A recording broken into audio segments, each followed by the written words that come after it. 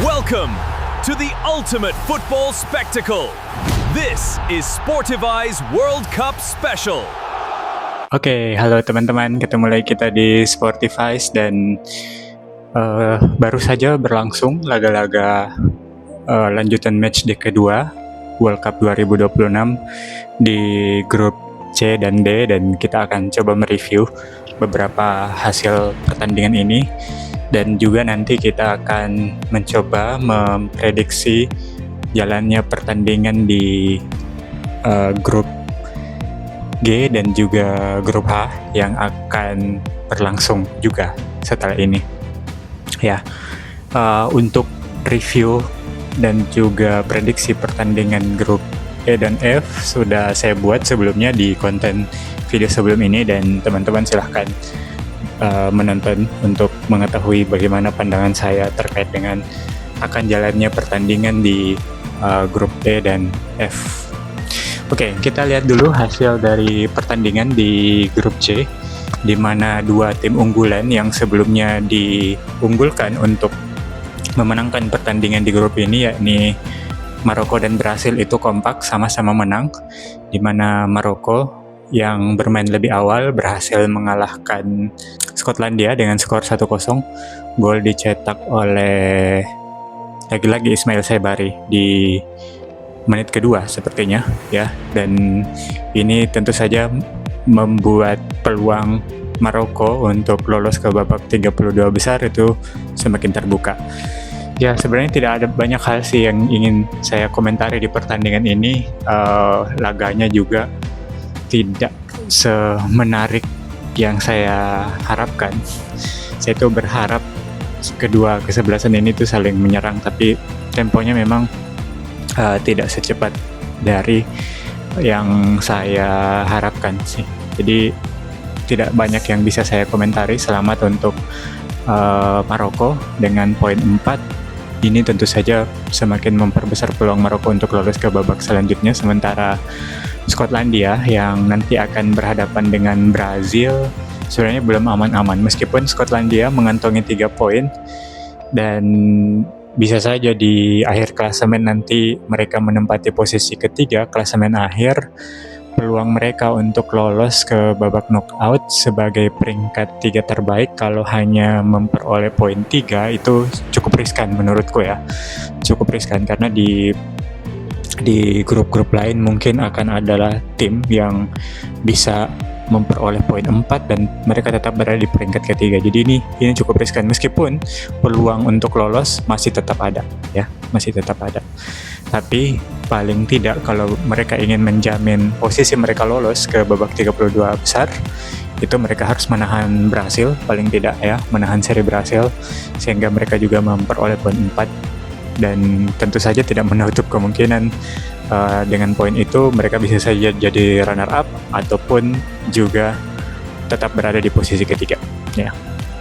Jadi itu peluang Skotlandia masih terbuka.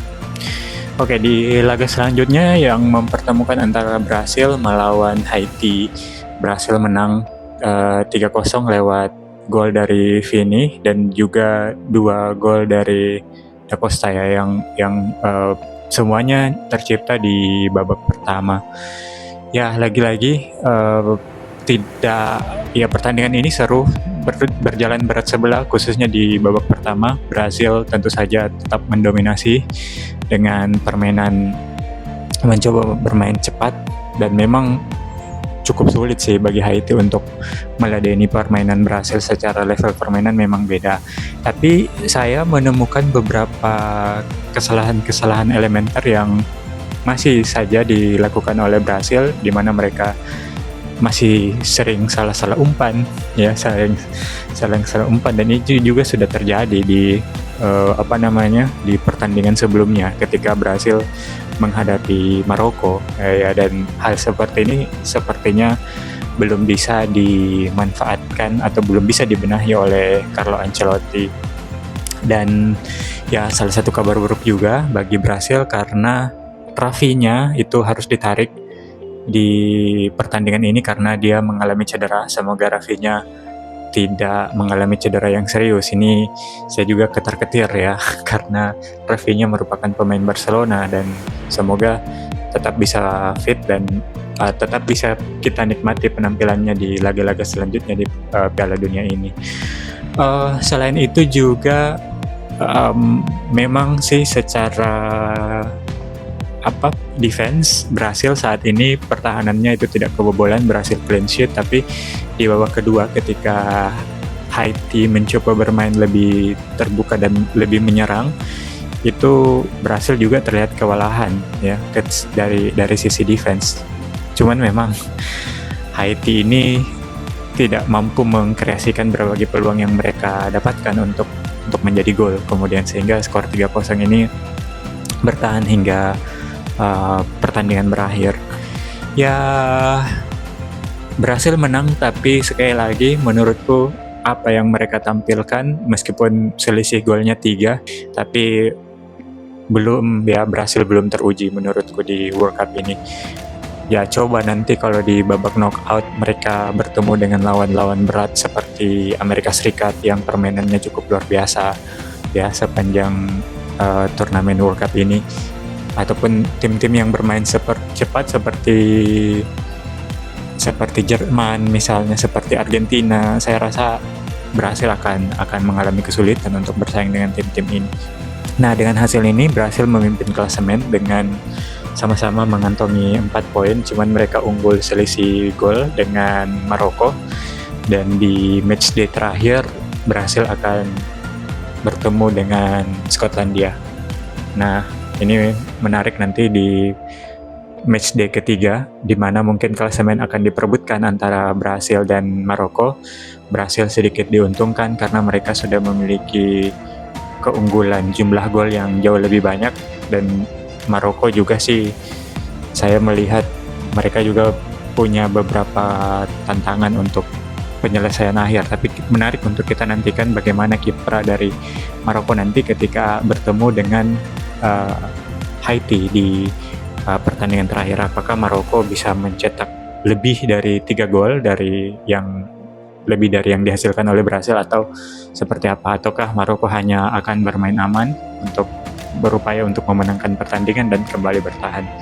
Tapi setidaknya peluang untuk lolos ke babak selanjutnya bagi kedua tim ini, Brasil dan Maroko, nyaris sudah 90% ya, bahkan 100%. Cuman kita belum bisa belum bisa menyebutkan itu secara resmi karena poinnya juga masih 4. Oke, kita lanjut ke grup selanjutnya, itu di grup D, di mana ada 2 pertandingan juga, di mana tuan rumah Amerika Serikat berhasil mengalahkan Australia, dan juga Turki sayang sekali harus kalah dari Paraguay, meskipun Paraguay bermain dengan 10 pemain. Kita bahas Amerika dulu yang bermain lebih awal. Amerika berhasil mencetak 2 gol.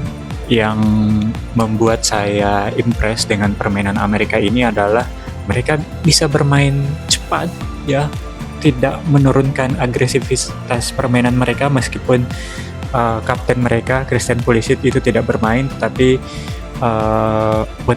Pochettino sepertinya punya strategi lain untuk mengupayakan permainan Amerika ini agresif sejak awal dengan menghadapi pertahanan Australia yang kembali bermain pragmatis dengan formasi 5-4-1 ya. 5-4-1 ini yang kemudian tidak bisa dibongkar oleh Turki pada pertandingan sebelumnya, tapi Amerika Serikat dengan agresivitasnya mereka berhasil mencuri kemenangan dengan mencetak 2 gol, meskipun gol pertama itu gol bunuh diri dari pemain Australia, tapi ini bisa terjadi karena agresivitas yang dilakukan oleh Amerika. Jadi ini betul-betul mengejutkan permainan dari Amerika untuk saat ini, dan dengan hasil ini juga menjamin Amerika menyusul Meksiko untuk lolos ke babak ke-32 besar dengan nilai sempurna 6, dengan memasukkan 6 gol dan baru kemasukan 1 gol. Luar biasa permainan Amerika.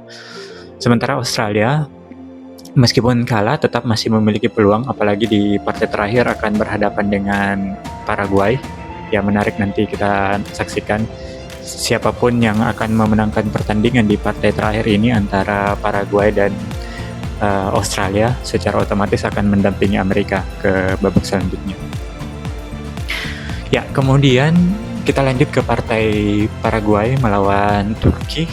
Ya, Turki betul-betul parah sih. Turki sebenarnya sangat mendominasi, ya, meskipun problem utama yang dihadapi Turki adalah penyelesaian akhir mereka yang sangat parah. Ya. Paraguay berhasil mencuri gol lebih awal di menit kedua. Kemudian ini juga yang menjadi highlight di pertandingan ini, di mana salah satu pemain dari Paraguay, Miguel Almirón, ya, mendapat kartu merah saya lupa di menit keberapa tadi, tapi ini yang menjadi perdebatan juga karena terjadi chaos sebelumnya, terjadi konfrontasi antar pemain, kemudian si Miguel Almirón ini pemain nomor punggung 10 tiba-tiba menutup mulut. Dan ada aturan terbaru dari FIFA ketika misalnya ada situasi seperti ini, kemudian salah seorang pemain itu yang melakukan konfrontasi menutup mulut, maka itu ada kecurigaan bahwa mungkin pada saat itu terjadi rasisme, ya. Ini berkaca pada pertandingan playoff Liga Champions sebelumnya antara Real Madrid melawan Benfica, di mana pada saat itu Vinicius Junior sempat bermasalah dengan salah satu pemain Benfica dan terindikasi bahwa hal itu adalah rasis. Dan berkaca dari kejadian tersebutlah kemudian FIFA mengeluarkan aturan baru, ya, ketika terjadi situasi seperti ini, kemudian pemain yang melakukan konfrontasi itu menutup mulut, maka ada kemungkinan wasit bisa memberikan kartu merah. Dan itu yang terjadi ketika Miguel Almirón ini menutup mulut. Pemain-pemain Turki melapor ke wasit, kemudian wasit cek VAR, dan terjadilah setelah itu wasit kemudian mereview, dan hasil review dari VAR itu menyebabkan pemain Paraguay harus dikenakan kartu merah. Dan sejak saat itulah kemudian Turki betul-betul mendominasi, menguasai bola di atas 75%, tetapi tidak mampu mengkonversi peluang-peluang itu menjadi sebuah gol. Dan inilah bobroknya menurutku Turki. Padahal Turki ini menjadi salah satu negara yang diunggulkan di grup ini. Bahkan saya memprediksi Turki yang akan lolos bersama Amerika, tetapi ternyata sangat bapuk, ya, permainannya sangat buruk. Arda Güler tidak bisa berbuat apa-apa dengan berbagai peluang yang dia miliki. Bahkan shotnya kalau digabung di partai pertama itu sangat banyak, ya. Ketika menghadapi Australia juga si Arda ini memiliki banyak peluang. Begitupun dari pemain Juventus, ya, Kenan Yildiz juga tidak bisa berbuat banyak menghadapi ketatnya pertahanan yang dilakukan oleh Paraguay. Nah, dengan hasil ini, ya, dapat dipastikan Turki tidak akan lolos ke babak selanjutnya. Mungkin akan menjadi juru kunci, apalagi lawan mereka di partai terakhir adalah Amerika Serikat, ya, yang kita lihat saja permainannya sangat luar biasa, dan bermain di kandang juga ini semakin menyulitkan bagi Turki. Di post-match conference juga setelah pertandingan, para pemain-pemain Turki termasuk Arda Güler itu sudah meminta maaf kepada warga Turki karena mereka belum bisa menampilkan permainan yang terbaik di turnamen kali ini. Ya, jadi saya rasa mereka juga sudah frustasi dan hati mereka mungkin sudah tidak ada lagi di sini, tetapi mereka tetap harus menjalankan partai terakhir menghadapi Amerika Serikat. Nah, yang akan seru di grup ini nanti adalah perebutan siapa yang bakal mendampingi Amerika Serikat untuk lolos ke babak selanjutnya antara Australia dan Paraguay. Nah, ini yang menarik nanti untuk kita saksikan. Kalau melihat dari selisih gol, sementara sebenarnya Paraguay ini lebih banyak kebobolan, ya. Mereka kalah 4-1 sebelumnya melawan Amerika, jadi mereka masih, dengan kemenangan melawan Turki, mereka masih -2. Sementara Australia itu memasukkan 2 dan kemasukan 2, jadi kosong, ya. Jadi imbang antara gol kemasukan dan memasukkannya, sehingga posisi mereka di klasmen juga berada di posisi kedua meskipun poinnya dengan Australia saat ini sama-sama 3. Dan ini yang menarik, salah satu Paraguay kalau ingin memastikan mereka lolos ke fase selanjutnya harus memenangkan pertandingan, karena kalau bermain imbang yang poin mereka 4 tapi dengan defisit gol dengan minus 2 gol, ini juga akan memberatkan mereka ya untuk misalnya menjadi salah satu peringkat 3 terbaik. Ini juga akan sulit bagi mereka.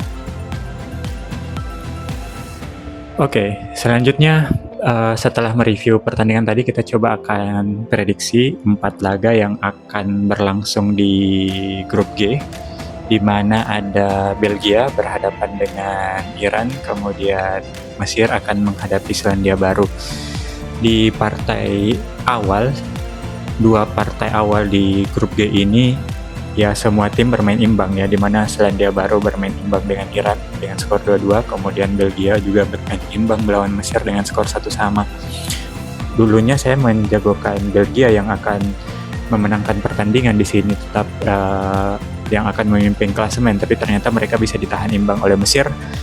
Menarik nanti menyaksikan bagaimana komposisi terakhir, tapi kalau untuk melihat situasi saat ini sih saya rasa Belgia sedikit unggul dari Iran, jadi mungkin Belgia akan memenangkan pertandingan ketika berhadapan dengan Iran.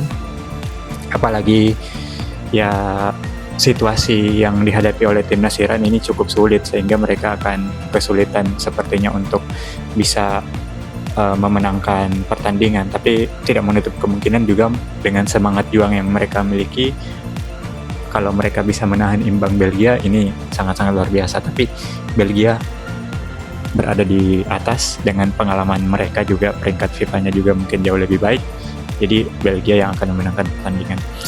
Kemudian untuk Mesir dan Selandia Baru, ini sebenarnya apa yang ditampilkan Selandia Baru di matchday pertama juga sangat luar biasa ya, berhasil menahan Iran yang secara peringkat jauh di atas. Kemudian juga Mesir juga meskipun hanya memiliki Muhammad Salah di sana, tetapi juga bisa menahan timnas Belgia. Nah, kalau melihat hal ini, saya sih masih mengunggulkan Mesir, di mana mereka juga secara pengalaman mengikuti World Cup jauh lebih banyak dibanding Selandia Baru. Ya, jadi saya menjagokan Mesir yang akan memenangkan pertandingan di partai ini. Oke, kita lanjut ke grup H, di mana ada Spanyol yang akan berhadapan dengan Arab Saudi, dan satu lagi adalah Tanjung Verde akan berhadapan dengan Uruguay. Kita bahas Spanyol dulu. Saya sebenarnya kecewa dengan penampilan Spanyol di partai pertama, kecewa dengan keputusan yang dilakukan oleh Luis de la Fuente yang memilih pemain-pemain lini depan yang menurutku bapuk ya. Kita lihat sendiri penampilan Gavi di Barcelona usai dia mengalami cedera, itu belum pada performa yang dia tampilkan sebelum dia mengalami cedera. Apalagi kemarin dia dimainkan di sisi sebelah kiri, flank kiri. Ya, jadi ini yang sangat mengejutkan ya. Apalagi juga Ferran Torres di Barcelona pun itu sudah banyak mengalami kritikan, di mana dia kadang banyak membuang kesempatan untuk mencetak gol. Jadi saya tidak tahu, mungkin Spanyol atau De La Fuente ini menganggap remeh Tanjung Verde di partai pertama, sehingga komposisi permainnya itu sangat buruk. Dan ketika akan berhadapan dengan Arab Saudi, saya yakin Arab Saudi akan bertahan seperti yang mereka tampilkan ketika berhadapan dengan Uruguay. Jadi Spanyol mestinya harus tancap gas sejak awal, mainkan Nico Williams dan juga Lamine Yamal di awal-awal pertandingan, sehingga mereka bisa membuka ruang, membuat serangan-serangan Spanyol lebih agresif, dan peluang untuk terjadinya gol itu lebih besar ya. Ya, saya mengunggulkan Spanyol tentu saja. Spanyol pasti akan keluar menyerang, apalagi ini sudah matchday kedua, mereka tidak boleh tidur, mereka harus bisa membongkar pertahanan berlapis dari Arab Saudi, sehingga mereka bisa lolos, memperkuat posisi mereka untuk lolos ke babak selanjutnya. Kemudian Uruguay melawan Tanjung Verde. Nah, sama sih problemnya Uruguay dan Spanyol.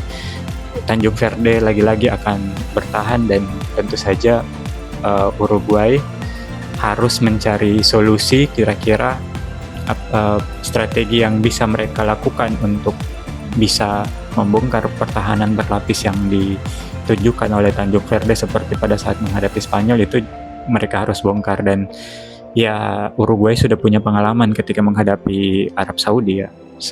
Pasti akan seperti ini cara bermainnya ya. Dan saya juga masih mengunggulkan Uruguay sih untuk bisa memenangkan pertandingan di partai kali ini. 4 tim di grup H ini masih sama-sama posisinya, sama-sama mengoleksi 1 poin. Jadi siapapun yang akan memenangkan pertandingan di sini itu langsung akan memuncaki klasemen, berada di 2 peringkat teratas. Apakah Spanyol maupun Uruguay yang saya unggulkan, mereka akan langsung naik ke puncak dan posisi kedua klasemen, dan tentu saja akan memperbesar peluang mereka untuk masuk ke babak selanjutnya. Oke, teman-teman, sekian dulu, demikian review dan juga prediksi pertandingan untuk konten kali ini. Silahkan jangan lupa subscribe, like, dan share untuk tetap mensupport saya dalam mencoba mengomentari, memprediksi, mereview partai-partai di World Cup 2026 ini. Ciao. Thanks for watching. Subscribe for more World Cup action. See you next time.